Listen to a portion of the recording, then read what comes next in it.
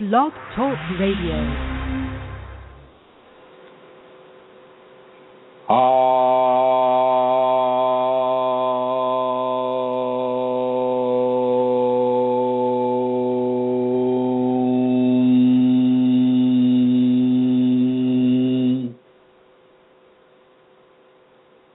Hello, everyone. Welcome to this conversation about your Kundalini awakening experience. My name is Chrism. I'm going to read to you a reading from the Radiant Sutras, just to sort of set the mood here.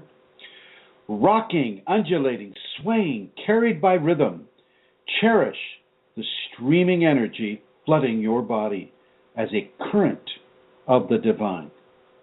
O radiant one, ride the waves of ecstatic motion. Ride the waves of ecstatic motion into a sublime fusion of passion, peace, clarity, truth, and love. From the Radiant Sutras, donated by Josephine Smith. So thank you, Josephine. Hello, everyone, and welcome. I would like to welcome everybody in the archives. We have Elizabeth, Vashi, MJ, a couple of guests there too.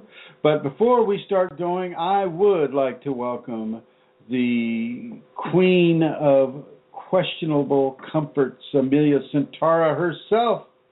Here she is, and I think she, there's a little bit of time to reach Ireland. Hello, everybody.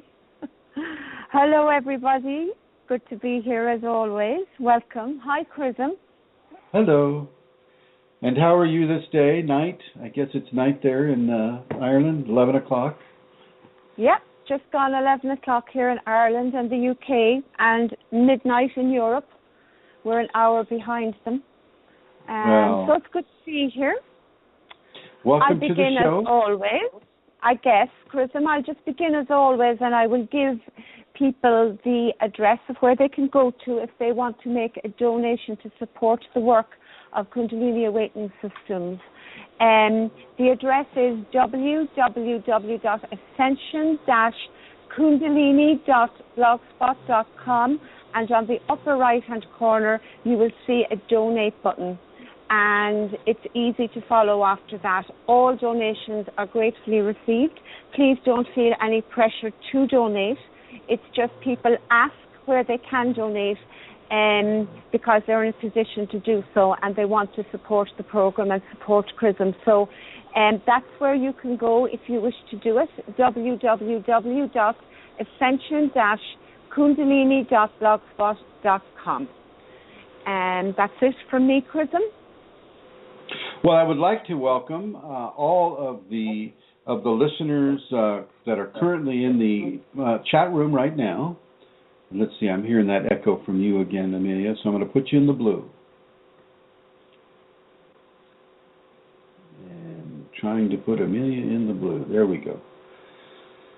So everyone who is listening in the chat room, hello, and welcome. And everybody who is listening to this program in the archives, hello to you as well.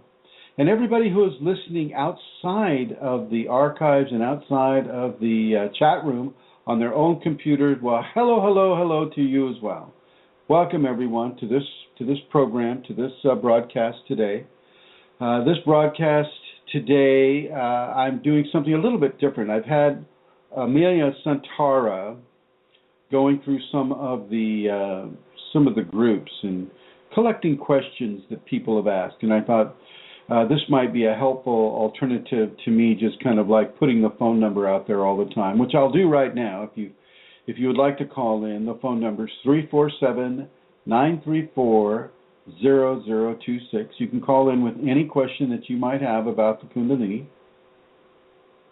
But from there, we'll just go ahead and bring it over to Rosemary, who's got to leave very quickly, and she has some announcements she would like to make. Hello, Rosemary. Yes. Good evening, and hello, everyone. The announcement is my standard announcement for a very short time yet. We have our Kundalini seminar very soon, 10 days about, September 27 and 28. We still have room for people. Rosemary G at usinternet.com or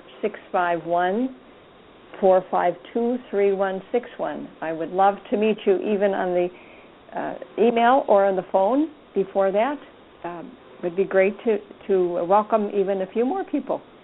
Everybody will be able to meet Rosemary and Eileen and various other people that you may be familiar with on the Facebook groups or on the Yahoo groups or any of the communities that we have. So if nothing else, it's a great way to hook up with Kundalini people. And, we're not making a lot of money on this. We're just basically paying for what it costs to rent the place and hold the place and have the people there and all of that. So come on over if you can. Check this out. It can be very, very, very interesting and tactilely significant as well. Well, Rosemary, I guess you'll be taking off in a few minutes. A little before 6, probably. I have a few minutes to listen. All right. Here we go. Put you into the blue. And bringing Santara back online. And Santara, do you have some of those questions? I do. Go ahead and ask the first one that you have. Okay, Chrism. So I have about 9 questions altogether. So I'll begin with the first one, actually.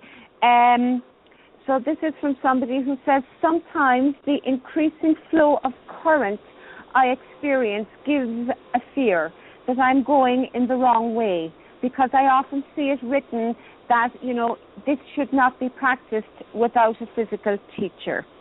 Yes. Many could you expand people. On that? Yes, I can. Thank you. Many people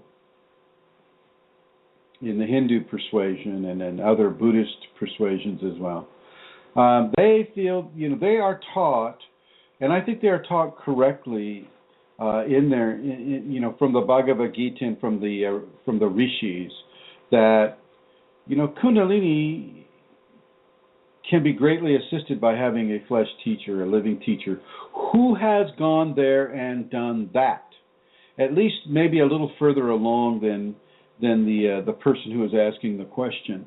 And in this, I think this is an absolute correct instruction to adhere to. However, people that have the Kundalini are not so common to, and not at levels that are able to help other people, i.e., they don't have that kind of a connection where they can just go into a person's scenario, see that individual scenario, and then go in to the population at large and see predominant scenarios, and then coalesce the individual scenario with the populate or the population scenario, coalesce those into a single teaching. And so that is difficult to find people that can do that. And so, yes, indeed, if you can find a teacher that can do those things, wonderful. Definitely go with them. On the other hand, you don't need to be feeling fear about anything of the Kundalini. Fear is of the ego. And so, in a way, you can use that method to look at it and say, well, do I need to be afraid of this? Is fear something I want to use to modulate my enlightenment equation? And what part of me is feeling the fear? Oh, that's the ego. Well, then maybe I shouldn't be feeling fear just because it's the ego that's coming up, and the ego needs to get used to doing things in a different way. Remember, we're not obliterating the ego. We're not killing the ego. We're not, we're just correcting the ego. That's all. So, within that context, as you have the Kundalini awakening happen, and yes, as the energy grows stronger and stronger, release your fears. If the Kundalini has placed you in the proximity, either online, on the internet, or in person, the proximity of a Kundalini awakened teacher, then you know that is where you are. That is where you belong. That is the information that you must seek at this point in your journey. Doesn't mean you have to stay there forever. Doesn't mean that, you know, there aren't areas where you won't want to have a teacher. But in these areas at the beginning where the energy fluctuations are pretty strong, the ego has yet to come under a greater significant level of correction, and therefore fear is present within the equation, well then I will suggest that you do indeed come into the proximity of a teacher, or at least take advantage of the proximate quality that you have with the teacher that you're currently discussing. Another aspect of this is as the Kundalini grows stronger and stronger and stronger, it will also begin to direct you to where you can get information that is more appropriate to your current situation. And so you want to pay attention to that. Don't just think that it's you just being a little, internet butterfly landing on this spiritual teaching, landing on that spiritual teaching, et cetera, et cetera. You are being guided. And if you have found a teacher then that your Kundalini wants you to learn from, then, give up your protestations of I am a rock, I don't need anybody to help me, which I know so well because that's how I was at the beginning. Give up that ego-based self-indulgence. Give that up. Take advantage of what the Kundalini is giving you. It reminds me of that joke where there's a flood and the guy's on the flood gets so tall that he has to go up on the roof of the house and he prays to God, oh God, take me away from this flood. I don't know how to swim and it's very bad. Take me away. And some firemen come onto his property with a boat, and they're saying, hey, jump, we'll get you. So, no. The man says, no, I'm praying to God, I'm in good hands. And so the fire department leaves. And then, another group of rescuers come along, and he says, no, I'm praying to God, God will take care of me. And then a helicopter comes to take him off of the roof of his house, and he says, no, I'm praying to God, God will take care of me. Well, the flood comes up, it washes him away, he drowns, and he stands before God, and he says, well, I asked you, and I asked you, and I asked you, and you didn't help me. How come you didn't help me? And God looks at him and says, I sent firemen in a boat, I sent another group of rescuers, I sent a helicopter. And the moral of the story is to take advantage of what the Kundalini is showing you right now. Kundalini and God are synonymous. Kundalini is a bridge into the divine reality. Divine reality is the place of divinity. Divinity is the place of God. So whether it's the bridge or the chair that God sits on, providing God sits on a chair, or it's just the heavenly fields, where different divinities are able to coalesce together and continue their process, you need to pay attention to your Kundalini. Your Kundalini knows you better than you know yourself. And it knows who would be the best teacher for this part of your Kundalini awakening experience. And it has led you to that teacher. I'm not saying the teacher is me. I'm saying that there is a teacher out there that you've come across because of your Kundalini that you may want to listen to. That teacher could be me. It's up for you to discern it. You discern what is going to be, what teacher will be helpful to you, but discern it through the guidance and the instruction of your Kundalini. And so you will, as the energy gets stronger and stronger and stronger within the body, it's going to aggravate aspects of the ego that are not yet balanced. And that is where the ego will cause itself to go into fear. Oh my gosh, I don't have this teacher that I am giving my all to, and therefore I must be doing it wrong. Well, the teacher is the Kundalini. The ultimate teacher is the Kundalini. That's how you become self-realized. You don't become self-realized because you found the right teacher. You become self-realized because the Kundalini within you is teaching you and guiding you and helping you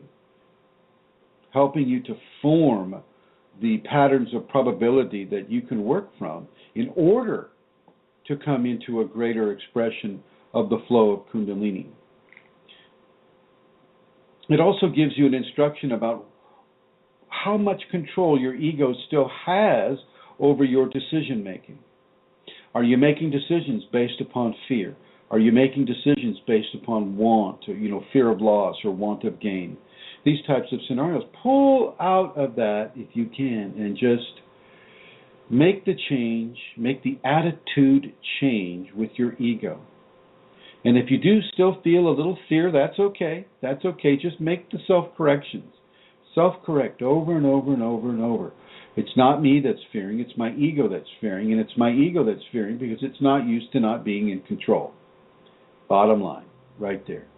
Now, as the energy does come through stronger and stronger and stronger, it will, and some of these toxins will have to come to the surface. Toxins such as fear, toxins such as, am I doing it the right way, the correct way? Okay. There are many correct ways. One correct way is yes. As some of the Vedic scholars have written, you want to have a teacher with you that knows about the Kundalini and has a Kundalini awakening. No, they're not that common, but the Kundalini will lead you to the one that she feels is most appropriate to you. So if you have been led to me, then take that as an option for yourself. Chrism isn't the only one. Chrism is just one among others. Now, granted, I don't know others who can do what I'm doing, but I'm sure they could say the same thing. Okay, so don't worry about teachers. Your Kundalini will take you to the right teacher. If you're hearing this broadcast, or you're on any of the communities that my Kundalini has developed on Facebook and on Yahoo and on YouTube and Google Plus and these other networks, then you might want to consider reading or listening or watching the videos and taking the information that is being given for your benefit. It's free, folks. You're not dropping a dime on this. You're paying no money. Amelia and John are paying for this show. People have donated things like computers to me and other services to me, so this can be written. So all of this is coalesced to serve you, my friends, you. And speaking of the other places to get this information, of course, you can go to the YouTube network and you can type in chrism.kundalini. You can go to Google Plus and you can go to the community section and type in Kundalini Awakening, ! You can go to the Facebook communities where we have Kundalini Awakening Systems 2 and Kundalini Awakening ! We also have a group for those who would like to be my private students. And so you just, that is currently a secret group. But if you email me privately at kfireforall@yahoo.com, that's KFIREFORALL@yahoo.com, and let me know of your interest, I will do my utmost to try to add you into that group. I'm not the easiest teacher, got to warn you right off the bat. Ask Amelia, she'll tell you. True. So you can go to those places, the Yahoo network, Kundalini Awakening Systems 1 at Yahoo Groups. You can also go to the main website, which is designed and maintained by Glenn Ola. Thank you, Glenn. And that is Kundalini Awakening Systems, the number one.com. So KundaliniAwakeningSystems1.com, and there's a lot of information there as well as videos that you can hear. So you have options. You have many, many different options that you can choose to partake of or not. Now, you know, as far as Chrism as a teacher, people have written every nasty thing about me that you can imagine. I've been compared to a Harry Potter character. I think they were called the Dementors, which are kind of a compliment, I guess. Flying around would be a fun thing, but, not necessarily out there to hurt anybody. They've given me the qualities of a sexual predator. They've given me the qualities of a person who is interested in satanic qualities, because I support the spine being a serpent in the body, and of course, some of the belief systems, wow, that's going to be way off to them, and so, I become spawn of Satan. What else? You'll run into people that just, don't agree with what I say or don't like what I do because I step outside of the box of the way they like things done. And frankly, I don't care. I'll just put this information out there as freely as I can, and I will do the work of the safeties, and let you, friendly people, make your own choices about how this is. Let your Kundalini discern what it is I teach. That's the ultimate guidance. If your Kundalini says, listen to this man, then you better listen to this man. If the Kundalini says, don't listen to that person, then don't listen to that other person.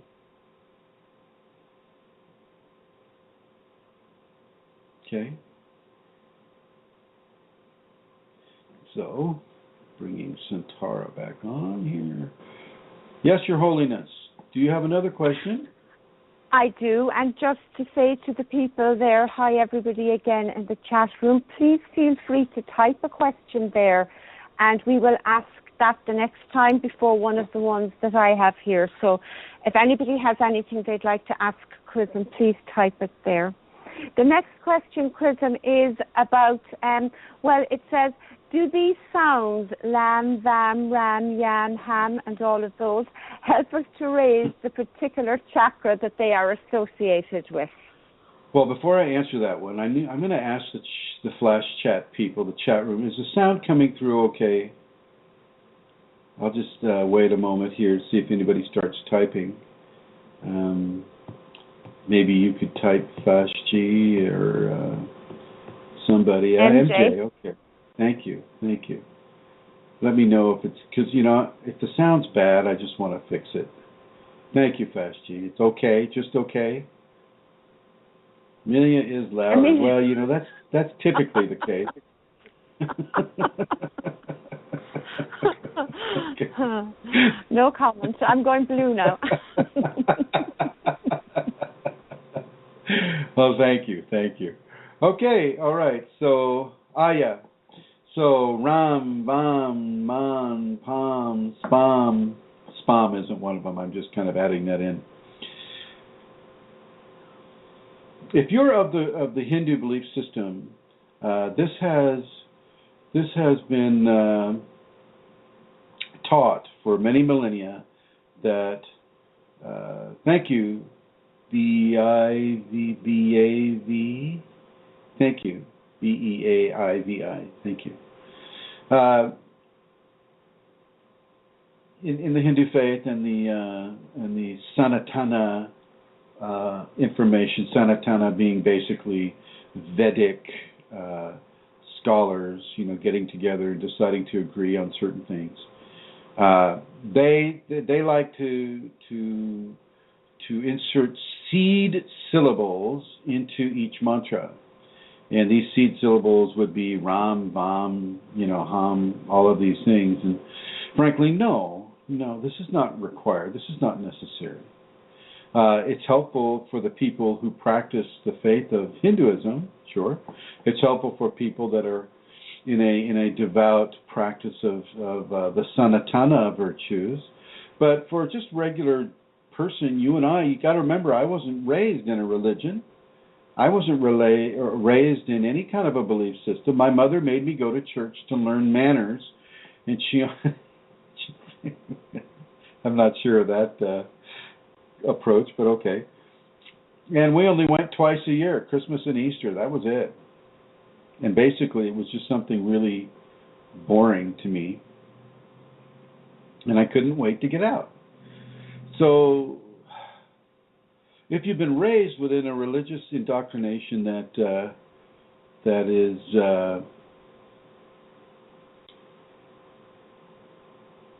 propelling you towards certain practices for Kundalini, like Ram, Vam, Mam, Ham, and you want, and your religion, your belief system, and your spiritual teachers all say, well, yes, you must say these seed syllables in order to awaken the Kundalini. Well, then you're going to have to do that, unless you're not buying into it completely.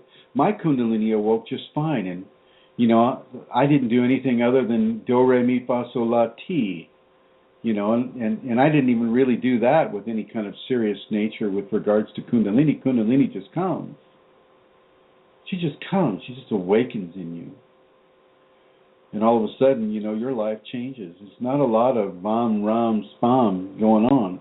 It's just, it's all about being open and accessible to the information that comes to you when the Kundalini does its activation or awakening. That's very important.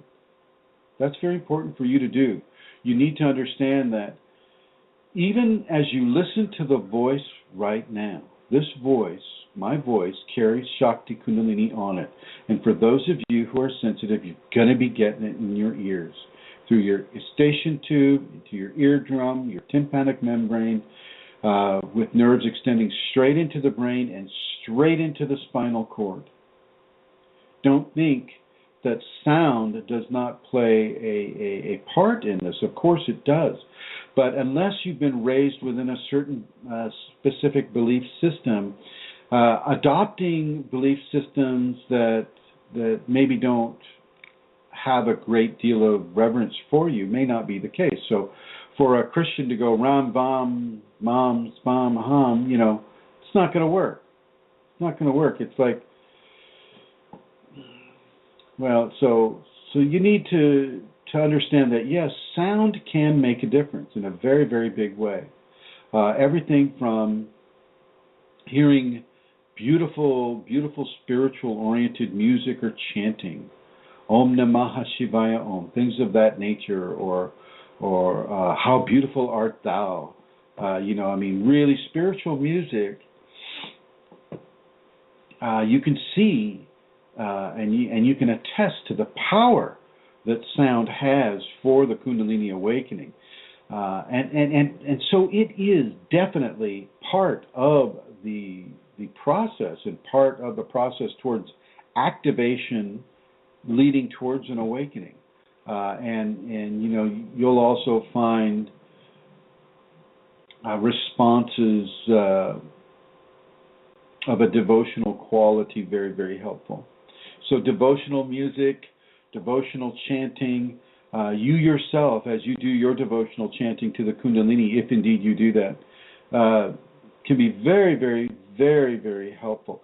But you don't have to copy or you don't have to take in a belief system that is foreign to you because they seem to have more information about the Kundalini. Trust your Kundalini. And if you're within the proximity of a Kundalini teacher, then trust what that Kundalini teacher is saying.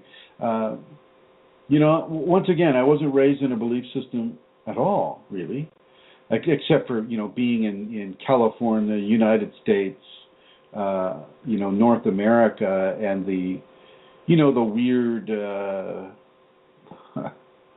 manipulations of information that we have in this country, which are copious in many. But once, Kundalini allows you to see through those areas, see through the cracks of illusion into the true light of truth. And so living here in this society, I was not exposed to various belief systems. My mother, who was pretty much our sole parent, when she was queried by us about why we didn't have a spiritual religion or why we didn't go to church on Sundays, things like that, she says, well, I want you to be able to feel what is right for you, and I will support you in whatever choice you make with regards to your religion or your spiritual belief systems. And I honor her to this very day for that great level of flexibility that she bestowed upon her children. And I would suggest that you as well, even if you're steeped in a religion, give your kids the freedom to choose what they want to work with. They may not, be a diehard Christian or a diehard Hindu or a diehard Buddhist or a diehard Islamist. They may want to be a shaman. They may want to go out there and worship those cedar trees out there in Siberia with that other woman. The talking cedar trees or something like that of Siberia. Okay? So there are plenty of options when it comes to the belief system and the instructions from belief systems that a person can have. Ram, Bam, Ham, all of these seed syllables are effective for those people who practice that specific form of belief system. And it may work for you too. If you feel called to do it, if your Kundalini is saying, hey, Fashti, go ahead, practice those seed syllables. Hey, MJ Henderson, go ahead, practice those seed syllables, Make sure you do them in the proper order at the proper time, so many times per chakra. I don't know. I forget how many times they want you to do that. If your Kundalini is directing you towards that, then go for it. Once again, I'll say that the Kundalini is the master teacher. And if the Kundalini is saying do this, this, or that, then you might want to do this, this, or that. Okay, so when it comes to the Ram, Bam, I keep putting in Spam, but Spam is not one of them. That's just me making a joke. I saw that fast GG. Thanks, Chrism. So if you want to do that, and you feel called to do that, and your Kundalini is calling you to do that, then do it. I'm not going to guarantee that it will be successful for you, but I'm not going to guarantee it won't be. Give it a try. See if it works for you. And thank you for that excellent question, Amelia. Okay, the next one again is connected, Chrism, to what yogis say about the awakening of Kundalini without clearing the Sushumna is dangerous. That has been written, and what would your view be? Go back and ask that question again. The BlogTalk, it wasn't, I'm not sure everybody heard that. Go ahead. Try it again. Okay. So, yogis will say that the awakening of Kundalini without clearing the Sushumna is dangerous. What would your views on that be, please? Without clearing the Sushumna. Now, that's kind of funny.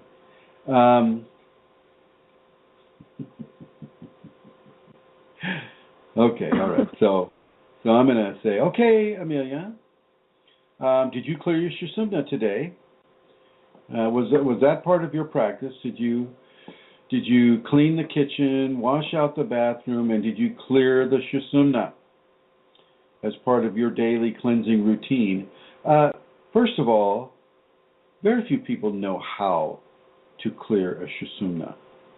A Sushumna, for those that aren't getting that, is the spinal cord. And so the question is, well, how do you clear out the spinal cord before you have the Kundalini awakening? And so it's not like you inject Drano down the spinal cord and it takes out all the impurities and toxicities. There are certain things that a person will be guided to do with regard to the Kundalini, from the Kundalini. The problem is that the ego has a hard time listening. The ego has a really hard time listening to that instruction and trying to make the jump from mundane expressions into the divine expressions. Yes, Amelia? Oh, I don't know how that happened. It just popped That's okay. up. It's all right. No, you can as long as you don't. As soon as I start hearing an echo, I'll put you in the blue. Okay? No, I'll go into the blue Chrism and I'll come back each time. I think that's better. As you wish. If that's, yes. So where was I? That's the problem with when you're streaming. It's hard to go back and find where you got out of the river. Let's see.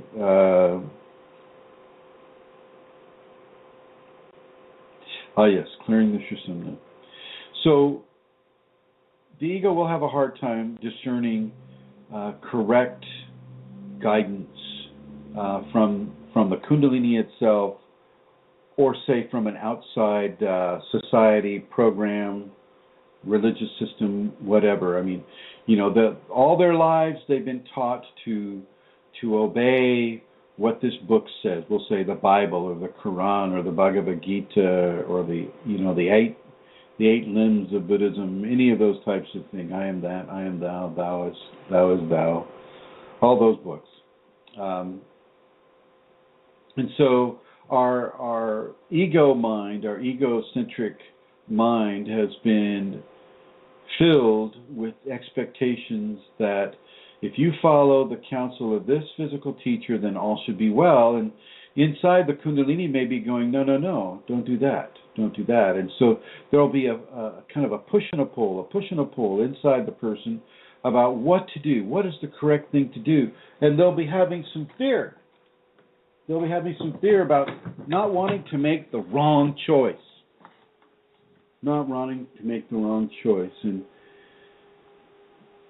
And I'm going to tell you that go with what your Kundalini wants you to do. Go with your gut, in a way. It may change. It doesn't mean that once, Kundalini assigns a resource for information for you, that's it for you for the rest of your life. That may change. And I just want you to know, B-A-V, however you pronounce that I'm going to answer your questions. Okay. I'm going to finish this line and then I'll go straight to your question, baby. Can you type that out phonetically so I know how to say it correctly?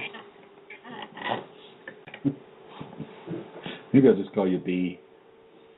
Oh, okay. Bye, B. Thank you. Bye, B. All right. So,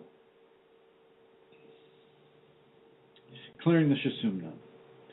If you practice the noble behaviors, forgiveness, tolerance, honesty, trust, truth, love, diligence, and you practice these as part of your daily existence, no matter what, you're always there, and you're doing it within the context of preparing yourself for Kundalini. Those in and of themselves will offer channels to support the spinal cleansing.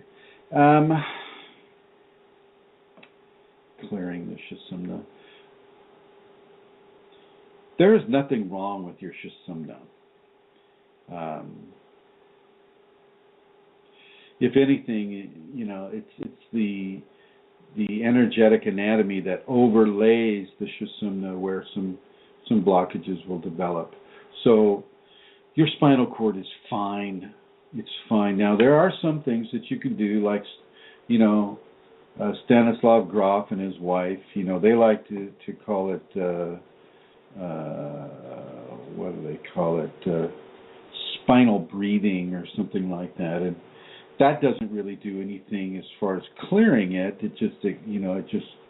It blasts it with a lot of prana, and prana isn't necessarily Ajax for the spinal cord. That's a cleaning product here in the United States. So it's not necessarily cleaning it up.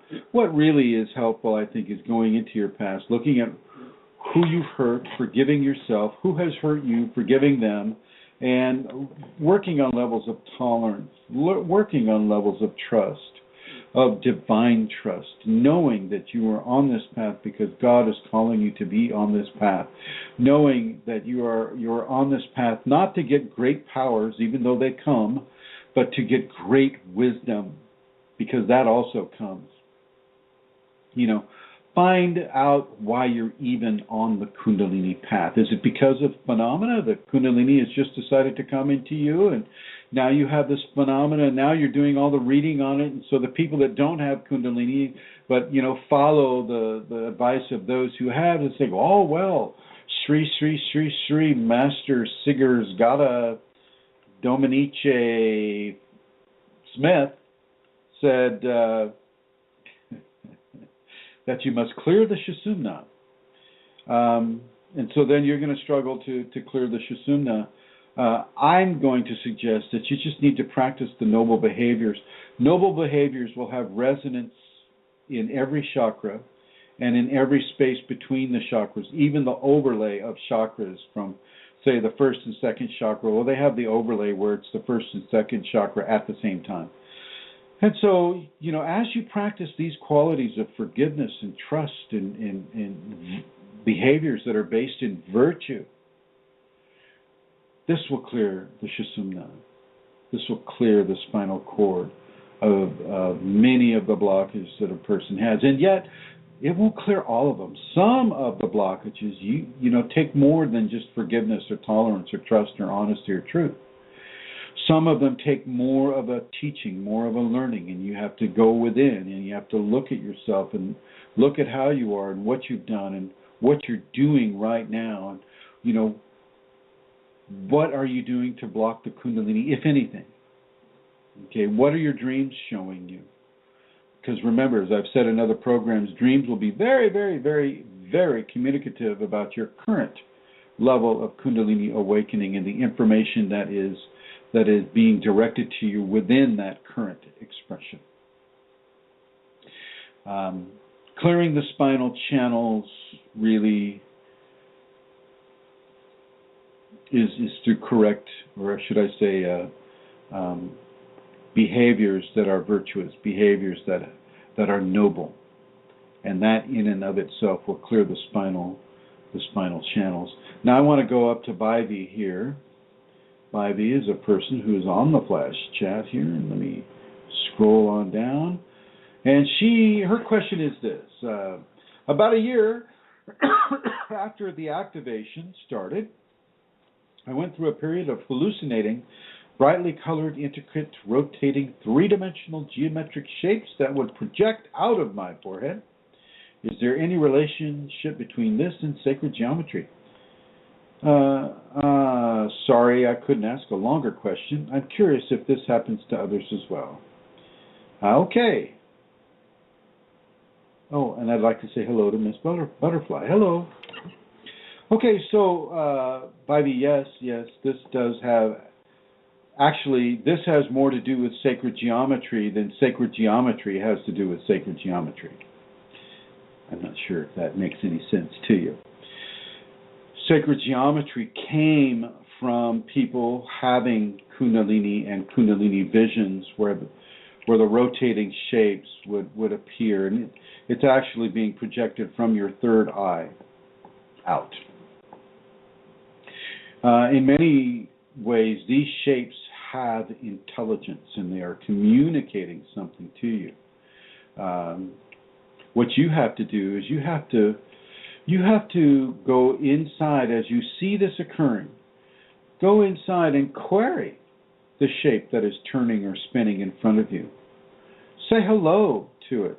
When you're outside of the 5 sense expected reality, consciousness is far more diverse, and I mean intelligent consciousness is far more diverse than it's allowed to be in our 5 sense reality. And so these spinning shapes are not within our reality, and they are a consciousness of their own. And so you might just inquire of them, or just say hello and see what comes back. This is definitely related to sacred geometry. It does have as you look at, say, the flower of life is very connected to sacred geometry. But you can make a flower of life just like Amelia Cintara has done. And if you go to her page on Facebook, which I believe is Cintara on Facebook, you can see pictures of her 30-foot diameter flower of life. Very, very beautiful. And I'd like to tip my hat to John O'Connor and Amelia and her and their children in designing it and keeping it and having it there on the land. On the land, it's a blessing to the land. So the sacred geometrics are very real. There's definitely something worth exploring. You might even start drawing some of the ones that you've experienced, Bivy. Draw it out, and let us see. Let us see what you see. Okay? Trinities are very important to the Kundalini. The two that are one and the one that is two equals a trinity. And so if you have, like, say, tetragrams that are spinning or different, almost like sometimes you'll see shapes that look like snowflakes that are very, very geometrically intense, and they're moving and they're spinning. And this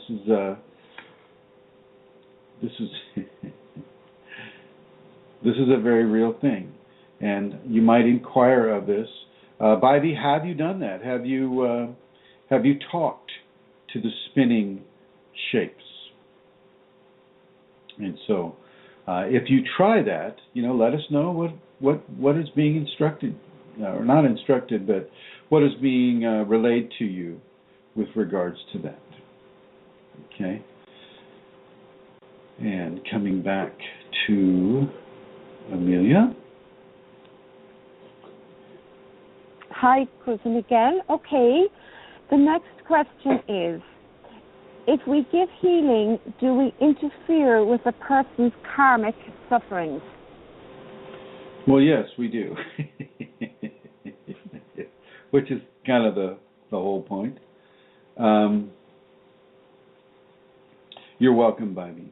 And Bivy responds, no, Chrism, I haven't talked to them, but they do seem intelligent. Thank you. We do. We do. And if we are giving a healing with the wrong intention on our part, we can collect some of that karma too. For the laws of karma are very, very strict and very, very strong. But when you give a healing just to give the healing, you have no personal agenda into it. You're giving a healing because of love, because of compassion, because of noble qualities, then it is absolutely okay, and you will not gain their karma. You may actually loosen up some of yours by giving that grace-based service. You just make sure that you keep yourself out of it. Keep your ego, self-interest out of it. Do not give a healing because you want to be a great healer. Do not give a healing because you want to be recognized for being a great healer. Do not give a healing because you want to heal that person so that they'll owe you one. Do not give healing. That is how you accrue karma with healing. I want to say hello to Julie. Hello, Julie. That is how you create karma with healing, is by going into it with an attitude that is more about helping yourself than helping the other person. And in this way, it's helping yourself to self-aggrandizement. You don't want to do that. You don't want to go there, because you will indeed create more karma for yourself. Okay. And hello, Ma Deva Sadvi. Nice to see you here too. And go ahead, Amelia. Next one. Did I not cover that one fully enough? No, I think you did, Chrism. Yes. Okay. There was some discussion about entity incursion during sleep, and you made a comment. If I could read what you said Sure. first, and then the question. Okay, so your response was, don't go to sleep using narcotics or alcohol. No sleep aid either, as this can deaden your awareness. Make an inner declaration of trust and faith in the Kundalini process, and do not be afraid to stand your ground, certainly with entities. The more you claim your space, the less they have to grab onto. And the question is, would you expand Wait. You read that totally wrong. Oh, okay. Read the last part again. I remember what I wrote. The more you claim your space, that part? Yes. The more you claim your space, the less they have to grab onto. Thank you. Okay, yeah, I'll explain that. We were talking about a woman who was being attacked by sexual predators, not people, but entities that come and they feed off of the sexual expression by stimulating the sexual expression in a person. These are called incubi and succubi, and they're just another variety among the many varieties of entities that are out there that look for awakened people so that they can suck up some of that sexual energy, because they know that the Kundalini will increase the libido. And so they're going to try to harvest a person continuously, and they do. They're quite successful at it with a lot of folks. And what I'm saying is that no, you don't need to do that. You don't need to have them there. You can stand your ground. I mean, I warned them 3 times, and the 4th time they saw me, or they tried to harvest me, because I can astral project at will when I'm a little, shall we say, pissy. I astral projected right to where they were, and I initiated protocols that would help them understand the error of their ways, certainly with me. And even though they tried after that a few more times, I haven't had pretty much any kind of a problem with them since. And neither will you. You got to understand that as you grow in more confidence with regards to your process, as you claim your space and you claim your right to exist beyond the 5 sense veil, shall we say, as you claim your right to exist beyond the veil, well then that level of confidence, that level of strength becomes placed into your energetic envelope, and other consciousness can sense it from a long ways off. And so you become less of a victim because of your confidence and your competence with what it is that you're doing. Okay, you don't have sex with sexual feeders ever. Never have sex with them. That is opening the door. That is giving them the key to the door. So once you've had sex with a sexual predator, such as an incubi or a succubi, or even a deceased person or somebody who, they're still trying to live a corporeal life without having a corporeal body, thereby borrowing yours. Once you do that, then you're kind of making an agreement with them to let this occur, and it's not such an easy thing to break at times. And so I'm going to suggest you just don't go there in the first place. Don't go there in the first place. Okay? Control the libidinous desires that they will place in you too. I mean, that's the big bait that is used against a person is their libido is exaggerated. It's given greater expression, and it's hard for regular people to ignore that libido. And so, however, for the awakened person, you can ignore that libido because you know that it's not you or the Kundalini that's providing it. It is indeed an entity of some sort that is probably using that bait to try to get you to unlock the door. So don't do that. Don't do that at all. Can you read the question again, Amelia Centauro, please? I want to make sure I'm getting it covered. Yes, Chrism, I can. Thank you. Where is it? Here it is. Okay. The question is, could you expand a bit further on how one would best do the following? The more you claim your space, the less they have to grab onto. So how would you claim your space? Okay, so claiming the space basically is kind of what I've been speaking about with regards to having confidence and competence in who you are and your right to exist beyond the five senses. Okay, that is claiming your space. To claim your space is to control what occurs to it, vis-a-vis an entity or not. To claim your space is to give your surrender to the Kundalini, is to give your life, give your body, give your mind, give your ego, give everything to the Kundalini on purpose, and follow that up by making activities that are indeed indicative of that gifting of yourself to the Kundalini, to God, so to speak. I know a lot of people come from a background where the Sanskrit word Kundalini is meaningless to them. It may as well be tortellini, and at least they'd know it was a noodle. But with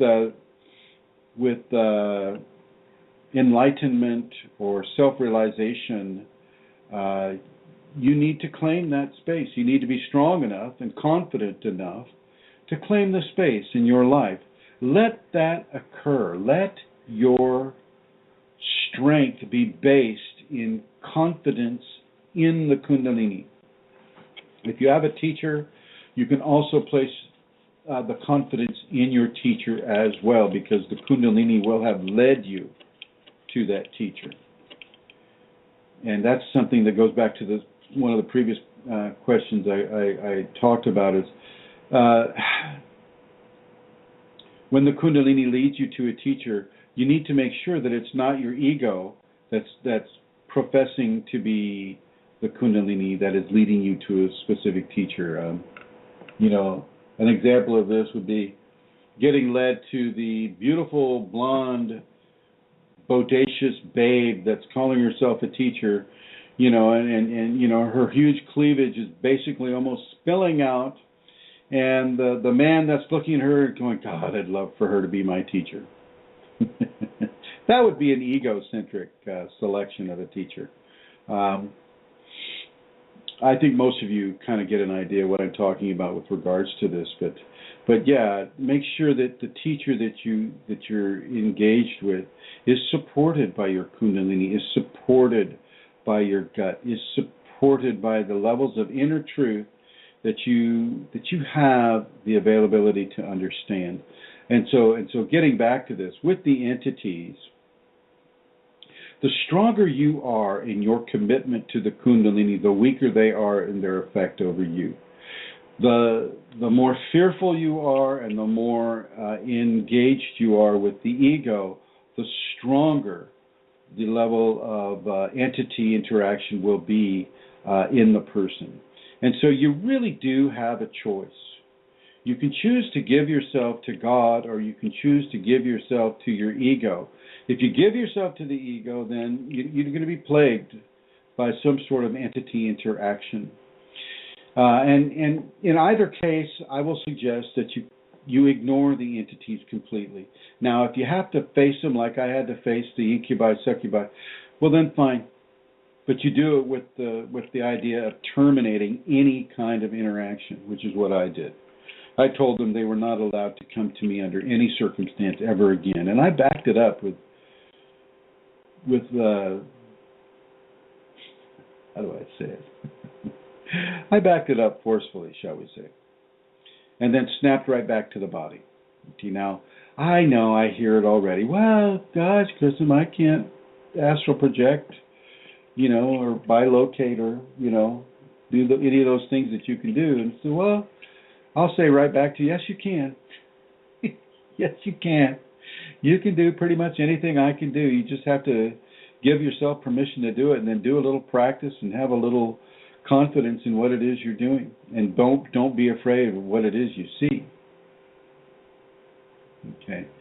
And astral projection is something that I would suggest all Kundalini people explore, because it is a great way to receive Kundalini teaching.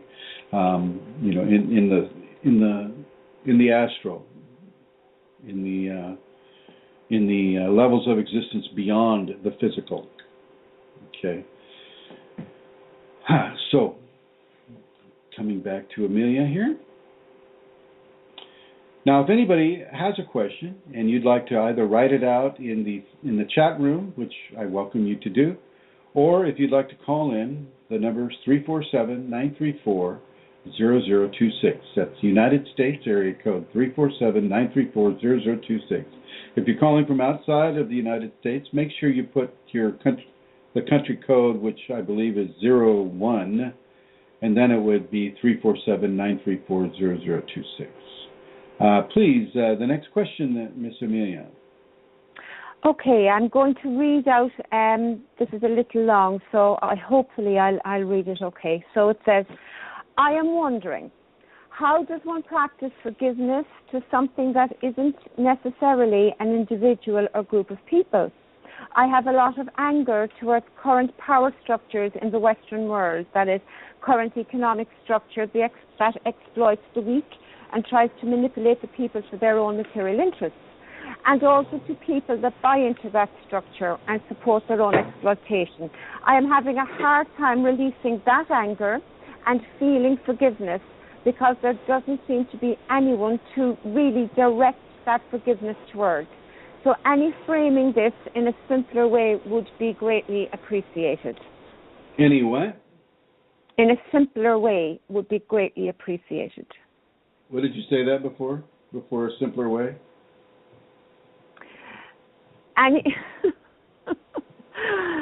Okay, do I need to read out the end of it again? Yeah, just the end of it.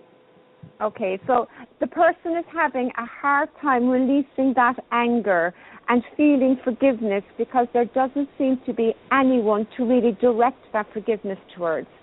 So have you any help framing this in a simpler way?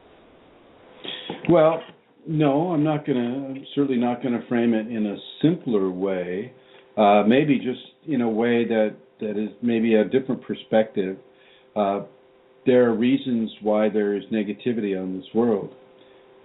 Part of the reasoning for negativity is that people need to meet their karmic debt, and that's how we have people that are being killed in wars. That's how we are having people that are poor, people that are infirm, people that are sick, people that are murdered, people that are raped, people that have crimes enacted upon them. And then especially children who are abused. In many cases, they're living through a karmic period as well. We have an active world that is engaged in the constant development towards the divine expression. And part of that constant development is karma that is enacted upon the populations of the world. And that karma is going to be, placing a person who has a karmic trigger to be, let me back up a little bit. With Kundalini,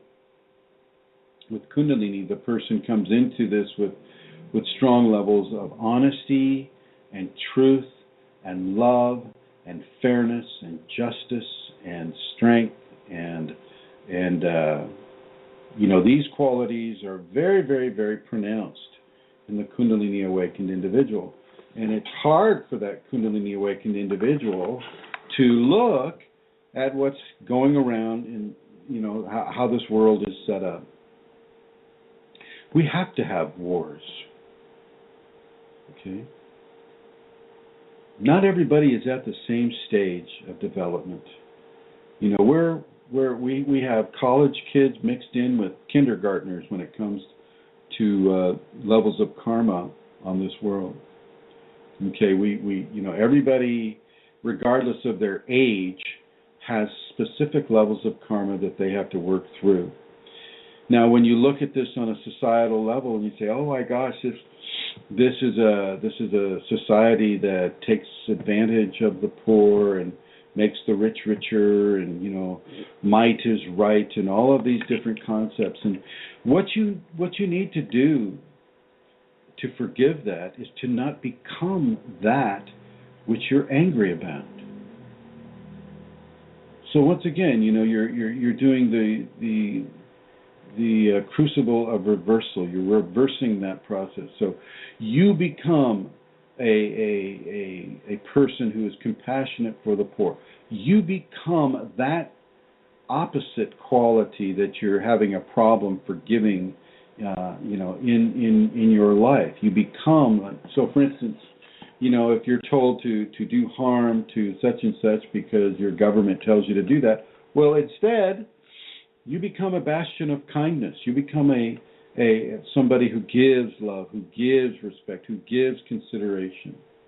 You begin to change the world by having the Kundalini at all. And by having the Kundalini, as you practice the graces that come through the Kundalini, you begin to change that world around you.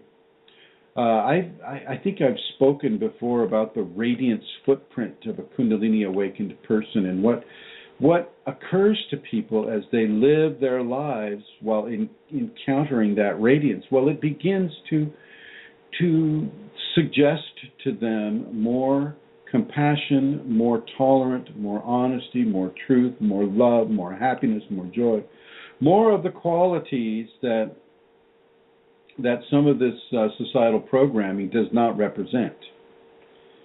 Okay.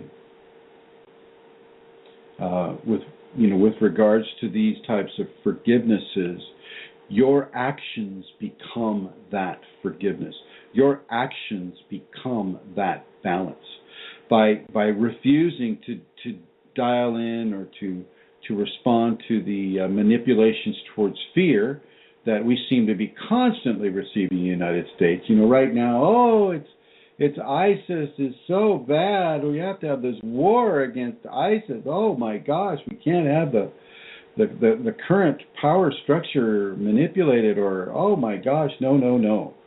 And so, all of this programming now, because the media is owned by big business, and big business owns the political representatives, therefore, the way it's going to be is that, they're going to try to push the American people into levels of rage. And there's enough people, in the United States population that will respond to that. That it makes it a viable programming tool, and so the Kundalini person says, no, I'm not going to buy into that, and so therefore you're not part of the problem. And if you can step out of your anger and step out of your irritation, then you can step into greater levels of forgiveness. But you can't be forgiving at the same time that you're angry or threatened or feeling anxiety by what you see happening around you. If you can focus well enough, you can take what you see around you and change it by your own actions. You can give prayers to the society. I mean, don't think that your prayers are not heard. Your prayers are absolutely heard. They are heard, but part of the thing is in shall we say, Occidental thinking, which is basically white European. They don't know how to pray correctly. They don't know how to give a prayer power, and so they pray and they ask for things, but they don't give anything. They don't give the necessary constituents that a prayer requires. And this is where the Huna prayer is so effective, because it teaches us how to turn our prayer from basically just asking for this, or that, into something that pretty much is going to give you what you're praying for. I mean, the Huna people say, yeah, go ahead, ask for a new car, you'll get it, but you just have to do it the right way. And in the context of this question, pray, number one, that you can step out of your anger at society, your anger at the conditions. Pray that you can step outside of that, number one. Number two, then pray for a more compassionate response in society if it's appropriate. Because you have to remember, you don't understand what every other person on this planet's karma is.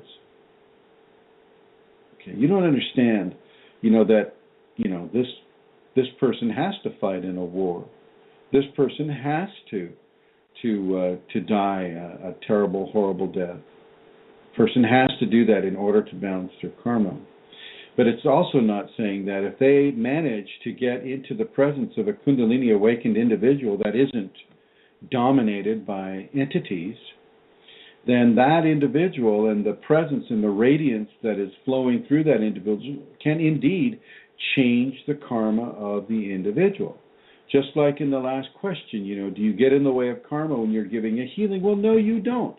You just have to do it within the right context, within the right intention, within an expression of giving aid and assistance that does not make a judgment, that does not go into the five bodies of human expression discernment, but goes straight into the discernment of the Kundalini. Okay. You're not doing this for self-aggrandizement. You're not doing this to be the great healer. You're not doing this to be the great leader. You're not doing this to change society so that you can be king or queen. You're doing this out of the goodness of that which flows within you, of that divine spark that flows within you. You're doing it for that grace. You're doing it because it is right to do it for those reasons. It's the right thing to do. And if we get enough Kundalini awakened people understanding that very, very basic premise, then we can indeed change this world into a better place. And those who have those karmic debts that need to be paid, well, they'll go to a different world that allows them to pay those debts in the way that they accrued them. Okay? Get rid of your anger first. Get rid of your irritation first. Then initiate your forgivenesses. And forgive yourself for being angry and irritated as well. You're being part of the problem. If you just walk around with that huge Kundalini footprint, being angry and irritated, you're part of the problem.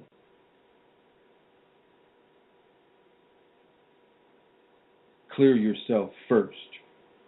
Forgive yourself. And then you'll be able to forgive others for their indiscretion, including society. So we'll go back to Amelia here. Yes, Your Holiness. Thank you, Chrism. So the next question is, since my Kundalini awakened, I barely eat and go outside. I am not hungry. I have visions. My body changes. I'm trusting the process. Is there anything I should know to support this? You should know the safeties.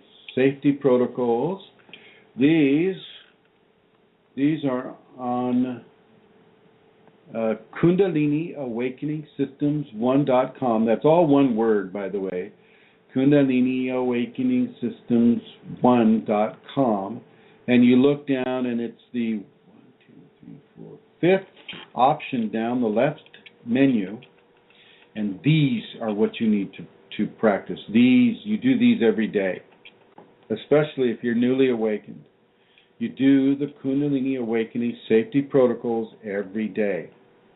And this will begin that level of modulation of your energetic evolution that's occurring to you in real time. This is not something that, if you pray long enough, well, eventually, if your faith is strong enough, then something might happen. No. This is happening to a person right now, right there, and it's very important to understand that this is not wishful thinking. This person has the Kundalini. It's coming through them. It's beginning to help them with their process by causing them to ask such an important question, a question that was indeed, asked here on this program, and it will be in the archives for as long as this program exists, and even longer. So yes, you practice the safety protocols. You put your tongue tip up behind your upper front teeth, number one. You put your fingers, your forefinger tip to your thumb tip and your other finger spread out, number two. You bring your eyes into an upward position as if you're looking way up into the sky, but you're not moving your head, so the eyes kind of go up and back into the skull, number three. You stay hydrated. You stop drinking caffeine. No caffeine products, no colas, no coffees, no black teas.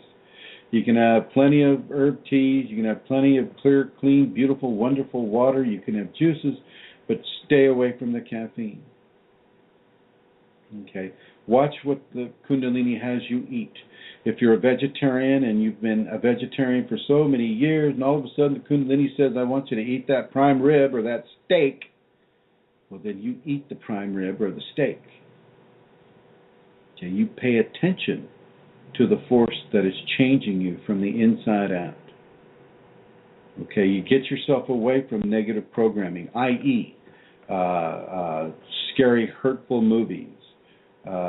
Scary, hurtful books, scary, hurtful lyrics and songs, scary, hurtful church sermons, propounding lakes of fire and burning in hell and all this crud that they like to put out. Put aside those types of programming and initiate programming that is peace-based, that is joy-based, that is love-based, that is happiness-based, and let your immediate patterning that the Kundalini is processing you into be representative of those happier qualities. Stay away as much as you can from negative programming. Make sure that you begin your forgivenesses. Forgive everyone in your life. Forgive yourself in addition to everyone in your life, because you are one person that is in your life. And in your life, you're the main person. So forgive yourself, and then forgive those who have caused you harm. And you'll have to do this more than once. It's not enough to say, well, okay, Chrism, I sat down and I thought of everybody I could think of, and I forgive them. Okay, now what? This is not a McDonald's equation. This is not fast food for the soul. You have to practice this over and over and over and over and over and over until you finally come to a level of understanding that, yes, indeed, this part I'm done with. And even then, later on in your experience, you may need to come back and revisit it again because somebody else's experience has, touched on areas that you have a clear memory of. And so forgive, and then from your forgiveness you'll develop tolerance for people, tolerance for situations that get you angry or get you irritated. You rise above responding likewise by having tolerance. Tolerance is really, really important in this world, as per the last question. All these things in society make me angry. Well, get yourself out of anger and get yourself into tolerance. Tolerance is a huge beneficial quality within the Kundalini awakening, because typically we awaken around people who are not awakened. And their little idiosyncrasies and problems and issues and karma may not sit so well with you, and so you must forgive. You must be tolerant. And these are good experiences. All of these experiences with irritation, with anger, with hurt, with blame, with forgiveness, all of these things should serve to really help you understand where it is you need to work within your Kundalini awakening experience. What areas do you need to work with? How can you modulate your responses that your whole life you've been doing one way into a different way? And tolerance is one of those ways that are very, very helpful. And so is honesty and truth. Kundalini will insist on honesty and truthfulness, because if you don't pay attention to honesty and truth, it will hurt you in the heart. You will have some sort of a cardiac event, whether it feels like a broken heart or heart pain. Your lack of truthfulness or honesty will be the one to blame for that. So really, really look at that as you're in this part of your Kundalini awakening paradigm. Now, if you can, go to this area on the web, to the safeties area. Make sure that you don't drink the caffeine, that you stay hydrated. Have watermelon every day in the morning if you can. Stay away from the programming. Observe food choices. Let the Kundalini pick your food for a while. And you'll also let the Kundalini pick whatever expression it wants you to have or not have. So if your libido disappears, don't worry. It's not gone forever. It's just being used for something else right now. And be okay with that. Be okay with that. Practice the different traditions of forgiveness, whether it's just forgiveness from, say, emotional blockages, or doing a recapitulation, which is writing everything down. And because we tend to remember what it is we write on a piece of paper. Remember your inner joy. Remember that when you come into these positions where you're terrified because of an entity or because of a dream, maybe of a past life quality to it, it's just really, really hard. Just remember a time or an event in your life where you had inner joy, where you had joy. I don't care if it's just a childhood memory sitting around the Christmas tree. Whatever works. Bring that joy into the fear, and the fear is greatly negated. Trust the process that is happening to you. Know and understand that divinity is watching everything. Is watching everything that you do. You are safe in the arms of divinity as long as you practice the love and the forgiveness that are part of what is being taught with the safeties. If you stray into areas of negativity willfully and with malice aforethought, well then, that is what you will receive in real time. So trust the Kundalini. It has your best interest as heart, and that's your best interests, whether you realize it or not, is part of its agenda. Okay? And as I mentioned before, be honest and truthful as much as you can. Okay? That doesn't mean that if you're standing in front of a dictator and the dictator says, will you follow my dictatorial responses or orders, commands? And you know that if you say no, that you'll be killed, say yes. It's more important that you live and that you're alive than telling that one lie. And yeah, let your heart feel that one lie, but also let your heart feel the continuous pumping that it's able to do now because you've said that little lie. So there are always some levels of flexibility that a person needs to have, especially if you're living in a war zone. Love actively. Love what is happening. Express the active love by being actively forgiving or interested in being of service to others. Not like a slave or in any way demeaning, but in a confident and strength-based loving way. Help the kid or the senior citizen or the animal, which I call fellow mortal, without endangering yourself. This allows the Kundalini to activate your systems much cleaner and more quickly. And I know it sounds stupid, but love is the strongest quality. And just as the negative can turn around and bite, so does the love turn around and embrace. Love is what causes the energy to move rapidly. And as you practice this expression, you'll find that negativity just doesn't seem to come your way as much. Service to others or for others is also an essential practice for the Kundalini. Others who have activated without the teachings of love have and are suffering terribly. And my My heart goes out to them, but they will learn in their own good or bad time. They will learn what you're learning right now. This is one of the strongest safeties you can practice because, as I mentioned before, you're being observed by your Kundalini, by divinity, really. And those who are observing you will not allow you who are a part now of them, to be harmed for the practice of love. Now, if there's a karma connection there, well, okay, then you'll have to burn that karma.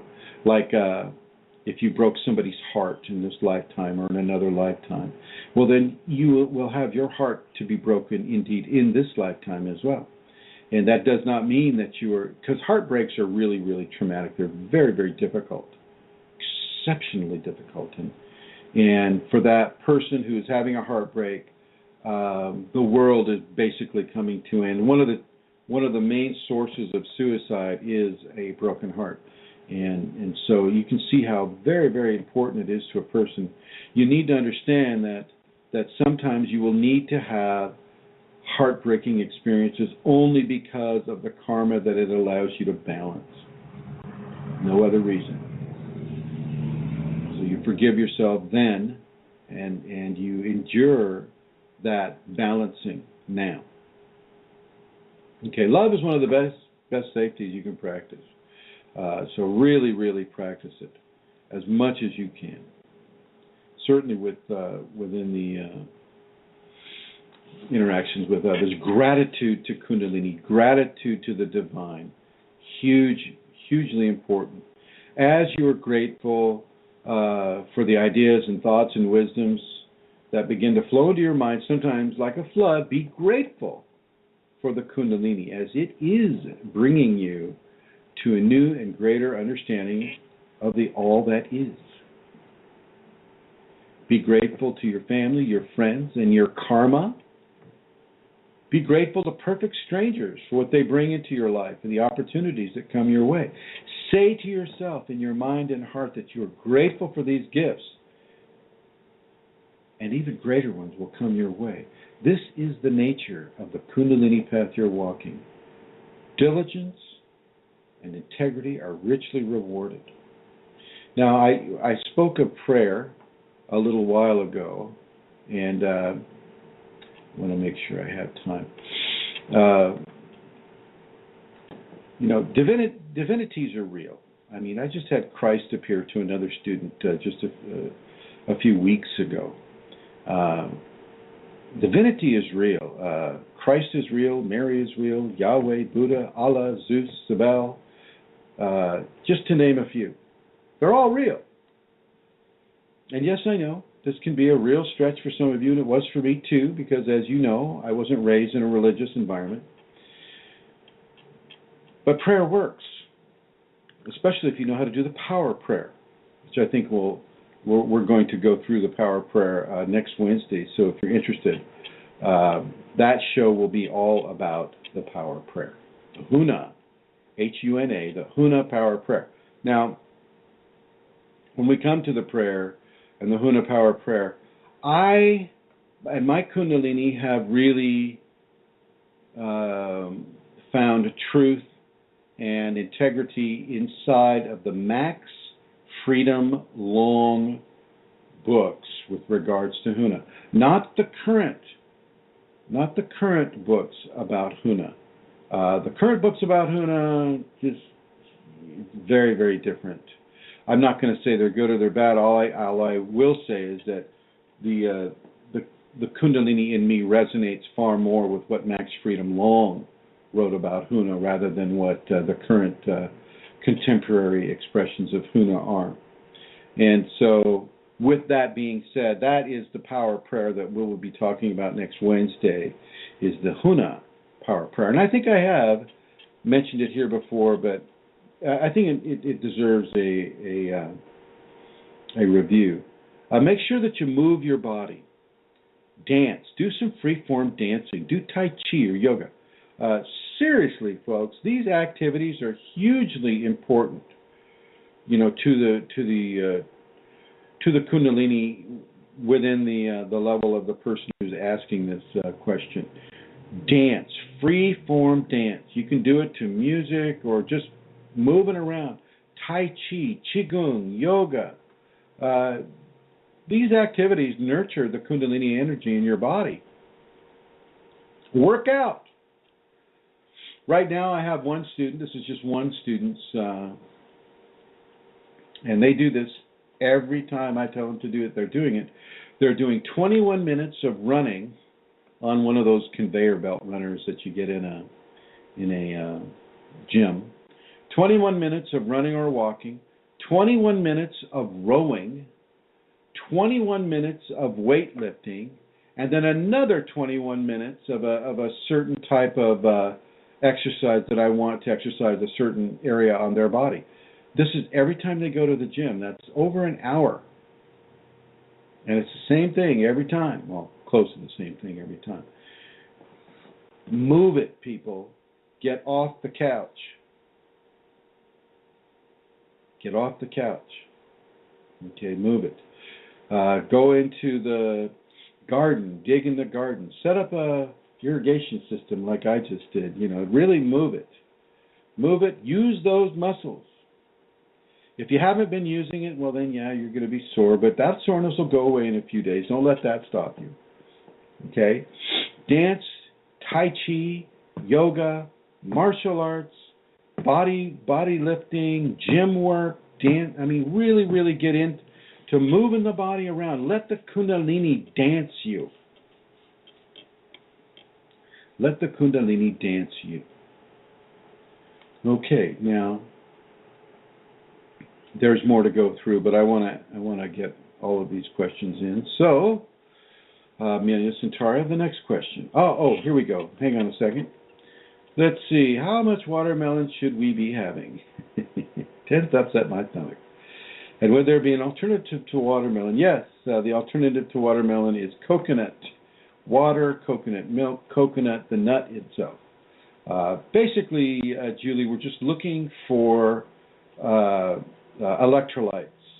Now, watermelon has combinations of nutrients that are very helpful, but if you're in a level of hard detox, then it's good to do it.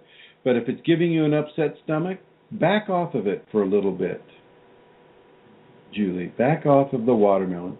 I don't want you to do it to the point where you're getting an upset stomach, and don't eat so much that it upsets your stomach. In other words, have one slice. That isn't a big slice. Maybe split it with your son. Don't eat, you just might want to back off. That's what I'm getting for you actually right now, is that you just want to back off of it as far as the quantity that you're eating. The nutrients in the watermelon are still giving you good things, but how much you have of it is really, it can distend your stomach if you eat too much of it. But then it's such a lightweight fruit that it will be compacted quite easily. So yeah, and I see that you're typing, and I will hopefully be able to wait for you to type. Just sitting here tap dancing. There we are. That's why I was asking. I may be eating too much at a time. Yeah. Back it off a little bit. That's what the Kundalini is telling me for you. So yes, Amelia Centauri, next question. Okay, next question. Is there any correlation between Kundalini and karma brought from past life? Did Kundalini burn and cleanse bad karma? Well, yes, it does, and that is why, as a child, if you're engaging in a life that is going to have Kundalini awakening in it, wherever, the child portion of the life can be quite difficult. It can be full of abuse. It can be full, whether it's physical abuse, sexual abuse, emotional abuse, or any mixtures of those qualities I've just stated. It can be filled with traumas, different night terrors, wetting the bed. All of these things can happen to kids that are inside of a Kundalini awakening equation without anybody, including themselves, knowing it yet.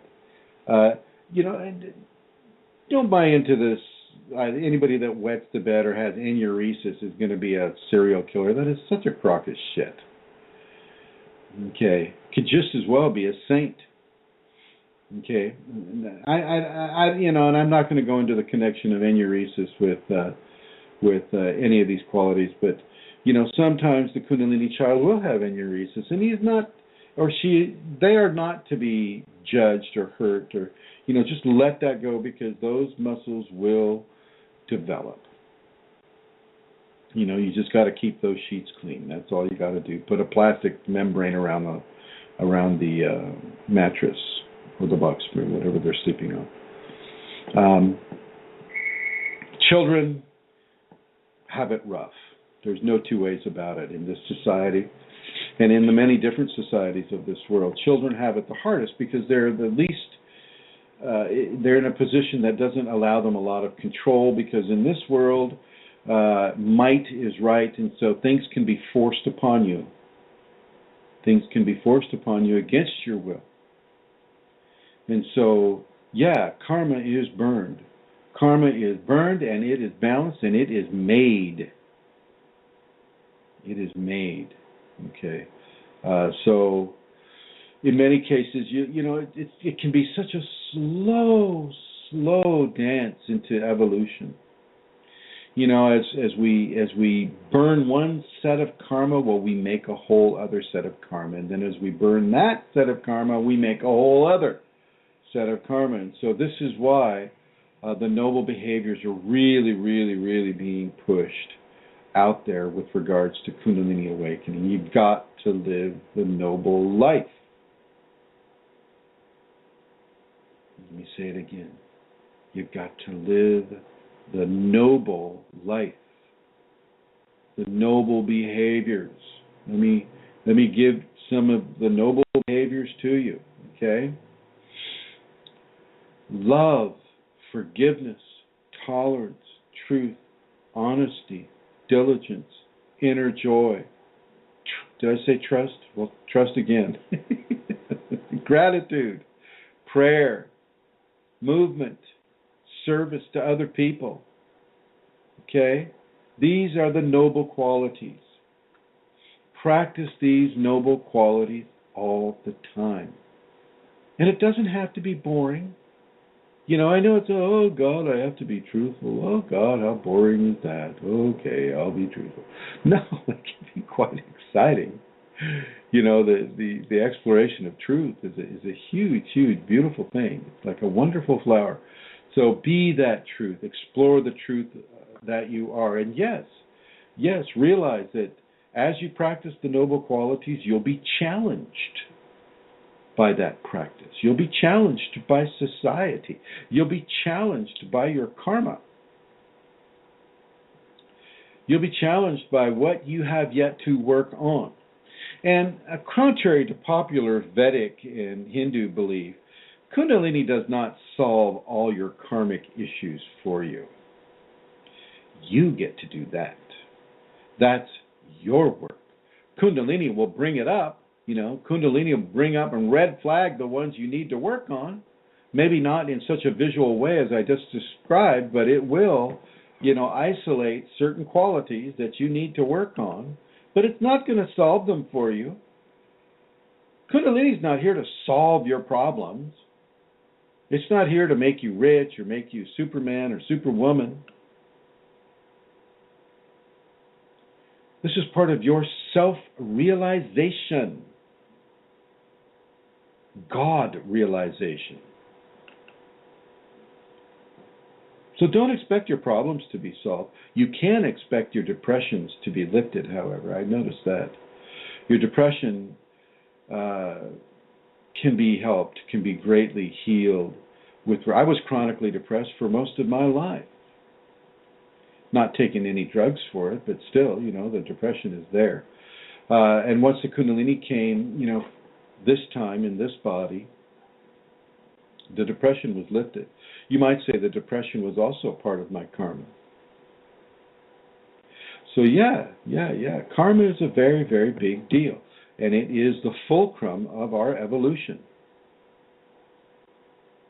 Even Edgar Casey said it, it's every jot and tittle, those are the words he used, meaning every point of contention that you have manifested towards another person or towards yourself, you will get to face, you will get to balance. Okay. So know that, understand that, realize that, take that information to your heart. And begin to walk and talk and think and be hand in hand with your evolution, hand in hand with the Kundalini that's coming through you and into you and for you and with you.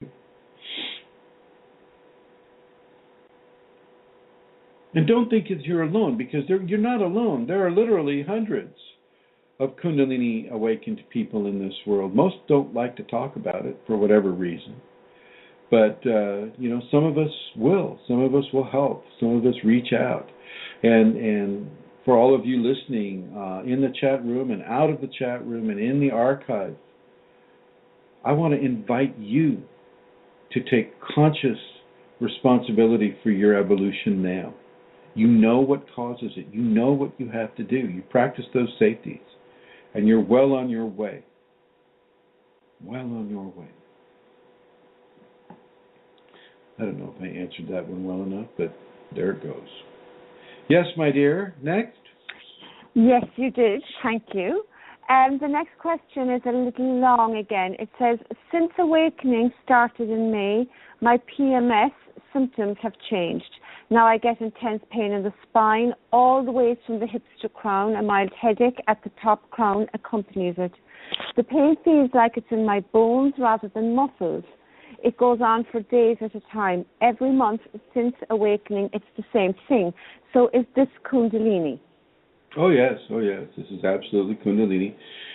Kundalini will change the menstrual cycles of a woman. She can have 2 to 3 menstrual cycles in a month.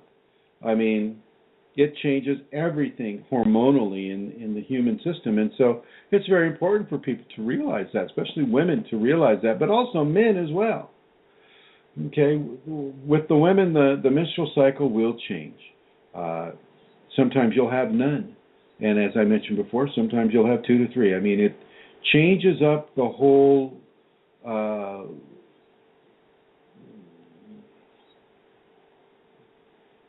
trying to find the word here. It changes up the whole endocrine system. And that includes the menstrual cycle, that includes the ovulation cycle, that includes everything. And so don't think anything is wrong. Now, the pain that you have in your bones, is the Kundalini. It is part of the change that is occurring, and it shouldn't be a strong pain. I'm not getting a strong pain about this for you, but it is a change that will. It's like teething in a 2-year-old. That's a bone issue as well, and the teething pain that comes to a 2-year-old is very similar to some of the deep pains that can come to the Kundalini awakened person. And it's just something that you just need to be patient with, need to be grateful for. And you may ask, where do you find the gratitude and pain in my bones? Well, you find gratitude in it that you are even being allowed to have the Kundalini begin to transform your skeletal systems, to transform them, to exalt them, to bring them into a greater level of divine expression. And so, yes, as you're changing into a divine expression, your bones are going to change. And as your bones are being changed, there may be some pain that's associated with that pain or with that change. And so be cognizant of that. Be okay with it. It won't last forever. It'll be gone. And the Kundalini will tell you if this is a karmic pain. Is this something that I need to look at with how I have been in the past, or is this just a growing pain? And so you'll need to talk with your Kundalini, just like I'm talking with you right now. or as you see me interact or hear me interact with Amelia and Tara or Fashti or Julie or any of the people there, talk with your Kundalini. Don't expect an audio answer, by the way. You can see answers as pictures, as symbols. You may hear audio answers in your dream space, but don't expect an audio hallucination at this point with regards to your talking to the Kundalini. That would just be more phenomena to ring your bells and whistles with. And so, the Kundalini will give you phenomena for sure, but it won't necessarily give you phenomena that you have an expectation of receiving. Okay? It won't necessarily give you that phenomena. It will give you the phenomena that you require for your continued evolution. Don't get hung up on the whole idea that you're in control of your evolution, because you're really not. You're in control as you respond to the Kundalini. But the Kundalini is the master teacher, and it will begin to modulate how it wants you to have what it wants you to have. And there is no race. There is no reason for competition with other people. Not that you mentioned that, but I'm just mentioning this on the side here. You don't need to compare yourself with others. You don't need to have all kinds of amazing phenomena. Oh my gosh, yesterday I was eating a star and I regurgitated up and it came out as a moon. And it's like, oh, please, save it. That's just more self-aggrandizement. Don't go there. Don't go there. Don't blow your horn. A lot of the Kundalini people that are on these various communities I have, they've already got entities inside them. And these entities are just kind of playing with the individual, using levels of self-aggrandizement, using levels of manipulation to play games with them and to initiate fear or danger or mistrust or things of that nature. So once again, the whole entity thing there is a crucible of reversal. You don't listen to them. You don't partake of the chatter that they give. You don't pay them any attention. Okay. I know I went back a little bit on that one, but I think I answered that one closely enough. Yeah? Yeah, you did. But actually, the next question is connected with entities again. And the question is, why do we see them? Does it mean something? Well, I answered that question. Oh, not since I checked. Okay. Okay. Why do we answer this? Well, we see them because we can see them. Do you understand what I'm saying? We see them because we can see them. And all of a sudden, it's like the infant asking the mother, how come I see all these shapes? Well, because your eyes have matured to the point where you can see those shapes. Okay, and so when you have the Kundalini, well, you're going through another birth. You're going from a birth that accepts the mundane physicality as well as the divine physicality. So you see both. Now, for the most part, you're still anchored in the physical reality, but that anchoring doesn't preclude you from seeing the divine reality at all. It doesn't stop that at all. In many ways, it'll accentuate that. So you will see entities. You see them because they have things to teach you about yourself. For the most part, entities are controlled by your Kundalini. Nope. Getting a phone call here. I'm just ignoring that. Pardon the music. People know that I'm doing this right now. But anyway,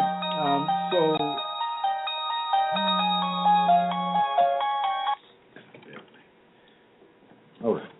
So with regards to seeing the entities have things to teach you about fear, about seniority of your body. Who who owns your body anyway? Is it you? Or is it like Grand Central Station for entities?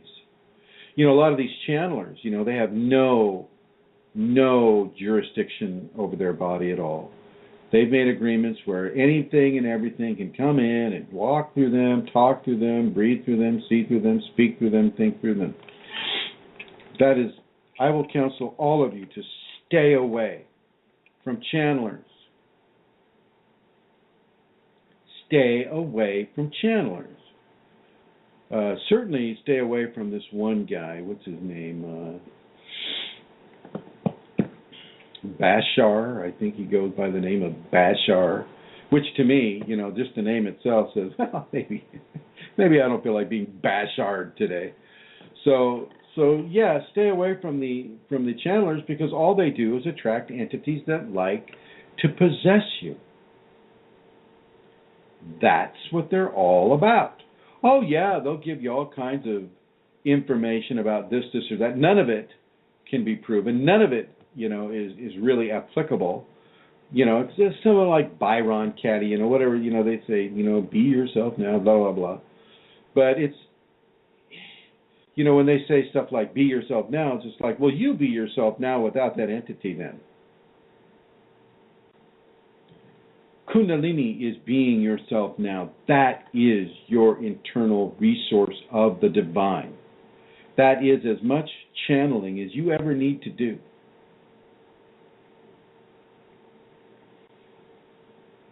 Okay. Entities are there to teach you about yourself, about your fear, about your courage, about your willingness to do the right thing. Typically, I will say, ignore them. Don't talk with them, don't look at them, don't interact with them in any way, shape, or form. You do what your Kundalini tells you to do, or the teacher that the Kundalini has guided you to have.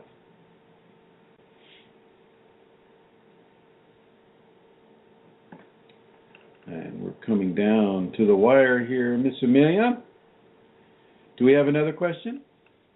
We have one more. It is, I am practicing surrendering my body to the Kundalini. Is this correct? Yes. Next question. Okay. Wow, that was my last one. That's all right. That's all right.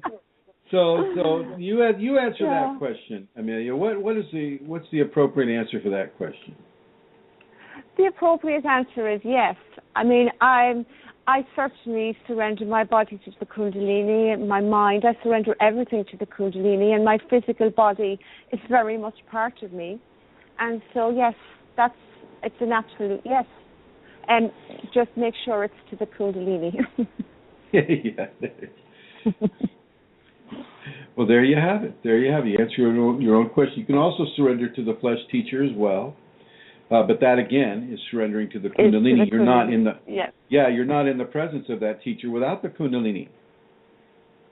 So there you have it. There you have it. I see. So I want to thank everybody for listening to this program. There is a Kundalini Awakening seminar happening in Eagan, Minnesota, which is right there in the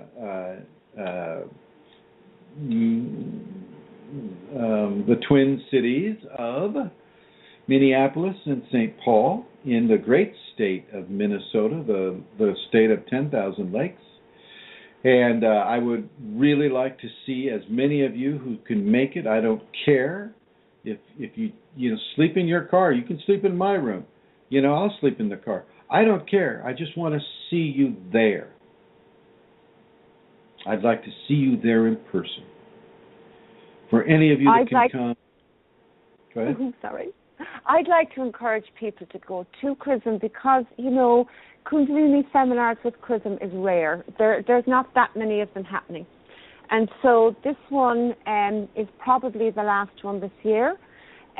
So, if you're in a position at all to get there, if it's at all possible and you're feeling this inner pull to consider it, well then listen to that pull, listen to that push and follow through in it. And when you begin that process, you'll find that, you'll find a way to get there.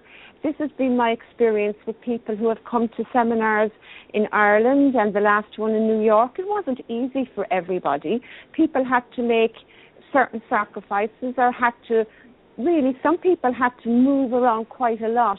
But it was important to them to give this time to the Kundalini, to give this time to their process, and to come and learn from a Kundalini awakened teacher, to come and learn from other people, from a teacher that they have this pull to from their own Kundalini. So seriously, because, if you're getting this within you, please, I would appeal to you, listen to it. And I speak from from a place of knowing this, not just through my own experience of having done that, because I went way out of my way to go to these seminars initially, and it was so worth it. I cannot tell you the value and the difference it has made to my life. And so why wouldn't it make it to yours if you're listening to my words now? So, I mean, so come and meet other Kundalini awakened people like Amelia Centaura. Come and meet them. Forget about Chrism. You can yawn, go to the bathroom, go to sleep whenever he's speaking. And you might. But come meet people like Amelia Centaura or EDG or Ma Devasavi or Fasti or Celestial Rubies. I mean, these are very, very, very interesting people with very, very similar stories. Like, I was so happy to be able to find one seminar back in the early, well, whenever it was, many years ago. And just to meet the people and just to, oh my gosh, what a grace that was. And I had to make loans just for the airfare. I stayed at youth hostels just to be able to go to that weekend seminar. And, it really does make a difference. It is really a beautiful event. And I would like to invite all of you to come to this event. All of you who can, really make it an issue. Begin to bring your Kundalini evolution into a real-time context, a real-time activity, something that is real, that you can share with other people having it. Okay, and this is what Rosemary and Eileen have done in setting this up in Minnesota. This is the second one we will give in Minnesota, and this is what Amelia did when she set these up in upstate New York and Ireland, in the various places that she's done it around Ireland. I think she set up 1, 2, 3, 4, right, Amelia? Yeah, 4 in Ireland and the one in New York, and we had one in your own Santa Rosa. As well. Yeah, so 5, yeah. 5, yeah. So people are attending these. You attend them as well. I mean, it is well worth it. It is well worth it. Okay. Do you want to give Rosemary's address? I can give it. It's rosemaryg@usinternet.com. And get in contact with her if you have any questions at all, and she'd be delighted to hear from you. Or Eileen Lauro. You can reach Eileen Lauro at eloro55@yahoo.com. And bring Eileen on right now. Hi, Eileen. Hi, Chrism. Is there anything we left out as far as for the seminar? The other thing I would like to say is Friday evening we're having a reception. So it's pre-seminar, and we can get together. Anyone who comes in on Friday will be able to get together and meet you. That's about the only. I'm sorry, what? No, that's okay. I was going to say something sarcastic, but no. You're interesting. Yeah. Thank you, Eileen. Thank you very much. You're welcome. I'll see you. Yes, you will. I will see you as well. And Amelia, any parting words of wisdom? No, Chrism. Just to say, next week, then you're going to talk about the Hula Power Prayer. So Yes. let everybody, make a note of that and tune back in and see you, maybe Julie and Fashti and MJ and Diva and everybody in the chat room. Great seeing you all and the people that will be listening in the archives. Thank you, Chrism. Thank you very much, Amelia, and thank you, John O'Connor, for allowing this show to exist. And I will see everybody next week. Thank you. Bye-bye.